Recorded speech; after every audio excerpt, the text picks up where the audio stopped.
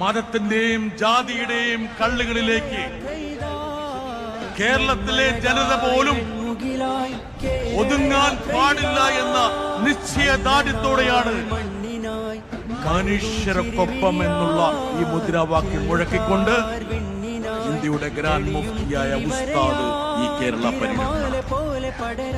അതിനർത്ഥം കേരളം തീർത്തും സുരക്ഷിതമാണെന്നല്ല. വർഗീയതയുടെ വിഭജനത്തിന്റെ ഒരുപാട് പരുന്തുകൾ നമ്മുടെ അന്തരീക്ഷത്തിൽ റാഗിപ്പറക്കുന്നുണ്ട്. നമ്മൾ നെഞ്ചോട് ചേർത്ത് പിടിക്കുന്ന സാഹോദര്യത്തിന്റെ മതമൈത്രിയുടെ മൂല്യങ്ങളെ സംരക്ഷിക്കണമെങ്കിൽ